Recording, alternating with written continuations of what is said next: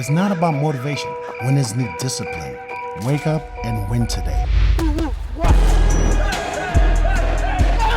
Discipline comes from within. Boxing King Media in association with Boxro. Kash Ali, it's been a long time you've been away from the cameras, but I've finally managed to pin you down. Yes, here we are.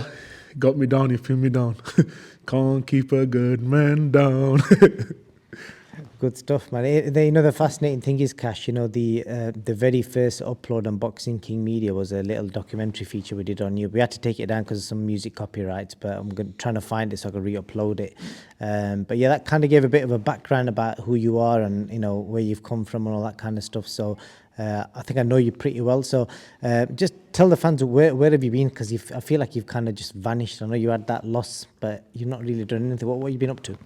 Yeah, I picked up the European title in 2021, had one defence of that, and the things were going good. And to be honest, injuries, I hurt my hand, and I was out just under 2 years. So I was still training, keeping myself in shape, but with almost the bad hand, can't really do much fight and stuff. And then that's it. Really, injuries more than anything. But now I'm back training. Had that last fight, but we still kept training, and now here we are. Got a big fight soon coming up. Yeah, you have got a big fight coming up. But before I even talk about that fight, I want to just quickly touch on your last fight. What went wrong? I know it was a long time before you stepped into the ring. You were out of the ring for a long time, and you jumped in with this Ukrainian guy who could box and move. I know he beat you. Then you went to beat Nathan Goldman as well, and I don't think he'll be getting any work anytime soon. Yeah, it was a fight. It was for me. It was a bad day at the office, as they say, and no excuses. He beat me on the night. That's his fighting, his boxing. So we can't win them all, even though we all like to. But that was one loss. But that's in the past, and I'm looking forward to the future now. Just tell me, how was it dealing with that one? Because I know you got a DQ loss prior to that. I'm going to touch on that later on. But how was it dealing with that? Yeah, like I said, nobody wants to L on their record or any L's in life. But it's them L's we learn from, and we pick up from any mistakes or any errors we think we could have not made. So for me, it's a blessing in disguise, and let people watch that fight and let them look back and judge me on that, and they'll be in for a shock in the next one. And talking of the next one, you've got yourself a fight that probably nobody saw coming in boxing. I'm sure you've seen some of the responses online. People are wondering, how have you managed to get this fight? But Joyce, you got the call. So just tell me your initial reaction when you got this call. Yeah, my coach Richard, he rang me, said we got a big fight, Joyce, and I said, yeah, I don't back down from any man.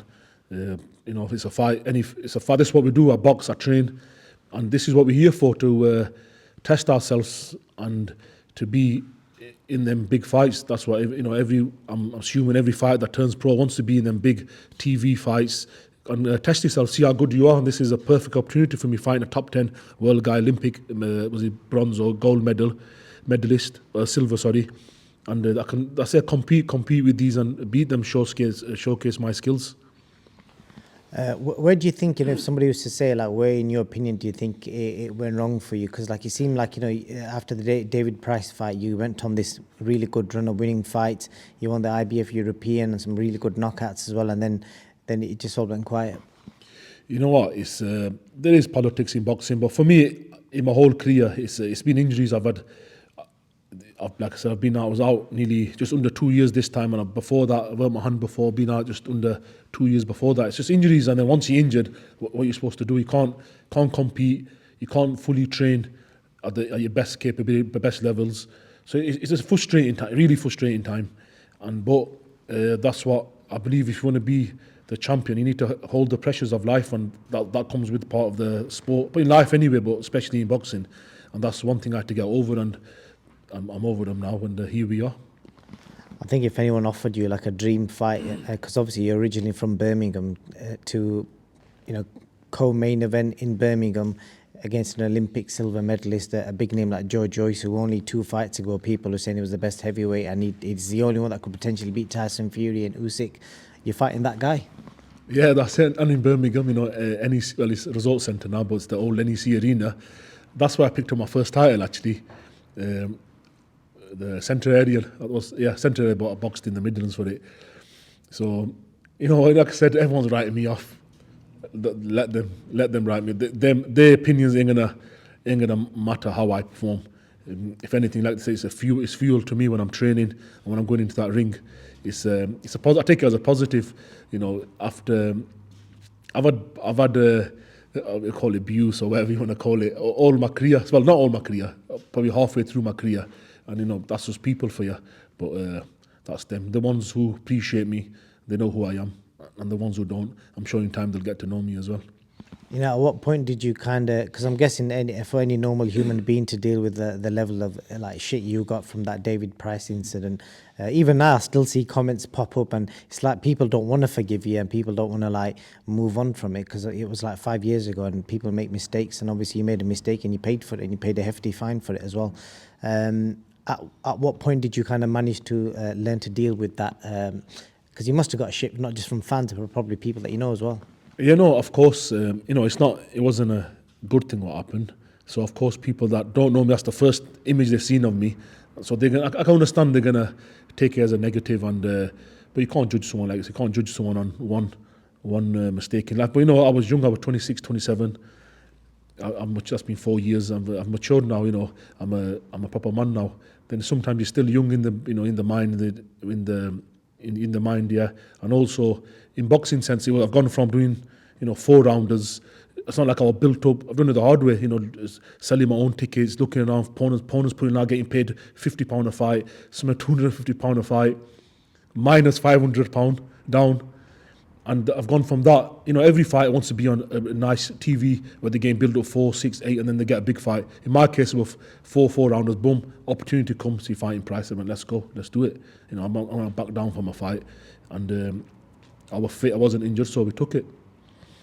I think, like you said there, I watched some of your early career fighting at Ponds Forge. I don't know if you remember any of the other venues.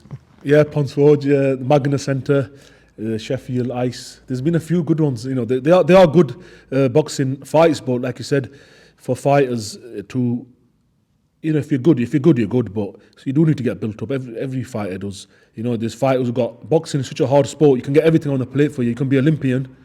Really when it comes to boxing, what really matters is you got the financial support. That you're not worried about your ticket, not worried about nutrition, not worried about training. You got all the financial backing, and when you got that, even then it's still the hardest job in the world. So imagine for the fighters who are doing everything on their own. I understand if you're Olympian, you deserve that pedestal because you're the best amateur in the world.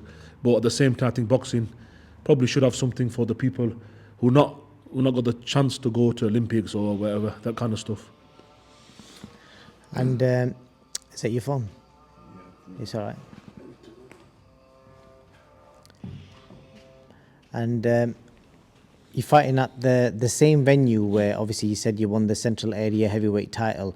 And the other fascinating thing is that I know, your dad was obviously passed away now, but that night was the night he was in your corner, the one and only time he got his license, trainer's license, and he was in your corner. So some fond memories of that venue.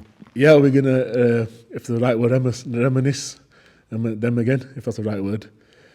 Yeah, that was my first title. My dad was in the first time he's done the corner, and I picked up my first title. And it's in the same place. It's all positive for me. It's in Birmingham, where I was born. Obviously, I love a lot of people from Rotherham, Sheffield coming. Obviously, I live here, and my family's here as well. But you know what? People might think I'm the underdog or whatever, but for me, this is a homecoming to me. Well, talking of being an underdog, a lot of fans are expecting you to get beat. That's what the general consensus is. But I spoke to Andy Lee and Joseph Parker, people that have been around you and seen you sparring and sparred with you. And even I spoke to Jamie TK you fought at the weekend. All three of them who have got first-hand experience of you are saying, yeah, this is a live fight. This isn't a gimme. You see, in boxing, everyone, especially in boxing, a lot of people, they seem to have opinions just like in life. But people, I'd say fighters who know me, who have sparred with me, fought me, other coaches who have watched me spar with their fighters, they know what I can do. I'm a handful for anyone. Me and Richard have been working together, and I believe in my abilities and what I can do. I'll have to, obviously, like I said, in boxing, it's that one moment you have in the live boxing, when you're boxing when you're having your fight, that's where you got to showcase your skills. And this is a perfect opportunity for me to show that, you know, like I said, as you said, the other fighters who speak highly of me, other coaches, trainers, it's because they've seen some of what I've got, which is I'm a danger man, and you know, I wouldn't, if I was, I wouldn't be betting against me, and I'll cause any heavyweight in the world any problem. Like I said, that's a heavyweight coming with 2 amateur fights. It took me this long to get here, you know. I turned pro when I was very young with 2 amateur fights, and I've been learning as I've been going. Yeah, injuries have held me back, but here we are, and I'm here to showcase my skills. One of the last things I want to ask you is I think there's a big misconception on what people think you're actually like as a person to what you're actually really like. Because obviously I know you, and I know what you like. But what do you think people think you're like from what they see on, what they've seen of you? You know, it's all sorts of madness. Probably think I'm a bit mad, crazy. But you know, like I said, they're just judging me on that one thing, one occasion. I'm sure everyone makes mistakes in life, but like I said, the people that matter to me, who love me and I love them, they know what I'm about, and they know. You know, you can't. You know what? I'm thick skinned. I don't even let it get to me. To be honest, I don't even read what they say. Let people say what they want to say. Let them hear what they want to hear. That's up to them. I couldn't give a damn. What's the real Kash Ali like? That's what I want to ask you. If somebody said describe yourself as a person, who is Kash Ali? If I had to describe myself, honest, genuine, a sincere person. That's what, and that's from my faith and my religion. I try to be. Nobody's perfect. Nobody's an angel, apart from angels. But we all got bad side, good side to us. But I live my life honest. You know, I don't do anyone wrong. I live my life straightforward. I do my prayers. I try to keep much closer I can to my religion. And you know, people around me can say that I've never done any harm to anyone. And I say that maybe in the ring I have, and maybe some other fights what I've had, but I'm not about intentionally with bad intentions. That's not me. So, you know, I'm sure in time, more people will get to know you in me in life. They'll experience that. And you touched on your faith there, and I know your ring walk was a big hit in that fight. You know, what can we expect ring walk wise for this fight? Well, it's always an exciting one. That was a traditional Asian music, Qawwali music, because they call it, by a famous singer called Nusrat Fateh Khan, who passed away. But yeah, you never know, might bring that back in. Be a good one. It was a good, exciting entrance. Well, obviously you and Joe both, I'm not expecting you both to have any verbals. I think you're both nice guys, and I think that'll probably come across when you finally come head to head. I just want to get your opinion, Kash, on, you saw the other day Tyson Fury had to pull out the USYK fight. He's got a cut, and I know you've done, tell me, how many rounds have you done with Tyson? Have you kept count of it? You've done a lot of sparring with him. Yeah, I've not sparred him in the recent times, as in last 12 months or nothing. I sparred him just when he first, after his comeback after Klitschko, sparring. I did quite a bit with him, a few months, and I've known Tyson personally. I've known him quite long. Yeah, I've done quite a lot of rounds with him. Yeah, good. Just curious, because obviously there's all sorts of conspiracy theories that have come out. One of the things I don't know if you can tell me, what's because we saw in that sparring footage that came out, Tyson was wearing a head guard. When you guys sparred, did he wear a head guard? Did you wear a head guard? Does it make a difference? Do heavyweights wear head guards? Just tell us about that. Maybe Tyson, I think most times he wore one. Maybe sometime, I can't even remember, he might not have had it on. But clearly in that video, he's got his head guard on. And this is boxing. He got cut. You know, people are there saying he's scared to fight. Usyk, scared of what? He's scared of another man for what? He's been in guys. With Deontay Wilder's a way harder puncher than Usyk. If he was going to be wary, and he would have been wary of Deontay, from why people are saying scared. He beat Klitschko, he's beat Deontay Wilder, he's beat some other good opponents. What's he going to be scared of? That there you go against people's opinions. But yeah, head guard, they do matter, of course. They protect you around the face. But these things, if they happen, don't they? Like, they don't happen every time, but they do happen now and again. If that's is what it is, it's happened, and what can you do about it? There's a lot of conspiracies that have come out. I think one of the wildest ones I've seen is that Tyson's got a surgical knife and cut himself open to give himself more time. What do you think of that one? Yeah, I don't know. It's just like when I fought Price, they were saying I bit him 15 times in one newspaper. So just a load of rubbish, isn't it? Really. And I've got to ask you, the British title fight got announced yesterday. Fabio Wardley, Fraser Clark. I know you've done rounds with both of them. I'm going to have to ask you for a prediction, and potentially, is that something you'd like if you're successful against Joe? Yeah, it's a good fight. Two unbeaten, big heavyweights, both young. One Fraser Clark, like with the Olympic background.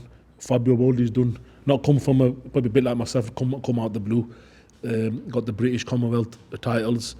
I think it's a genuine 50-50 fight, and I think both. It's an interesting fight. I wouldn't be surprised either way. I think people are going to say Wardley's favourite, but for me, it's a good 50-50 fight. Either way, I won't be surprised if either man won, whichever way. But yeah, 100%. With the beating Joyce, that would be there's not a fight that it wouldn't make sense. Any fight wouldn't make sense after that. Top 10 British. That could be a big fight. Maybe winner of this could fight winner of Wardley and Fraser Clark. That's boxing. Even that's it. Yeah, the fights are there. They're always there. And I know you've done some rounds with Joe. I did ask Joe about it, but he couldn't remember. Have you done rounds with Joe? And what's your memory of him? Yeah, he doesn't remember much, does he? But yeah, we sparred. I sparred him a few times. Once years ago down at GB, that was just a few rounds, and then I went over to London. I think he had the European title fight coming up. He was training down with Tyson Booth at the time, and I spent a week down there. We did some training together, some sparring. Yeah, it was good spar. Joe does what he does, I do what I do, and it was a good competitive spar for what I remember. Actually, don't take too much from it, but that was quite good a few years ago. But yeah, we did spar, and I don't take nothing from that really. Well, Kash, I wish you all the best. Is there anything else you'd like to add before I let you go? Yeah, I just want to say thank you to all my sponsors who have been who are getting on board and already on board.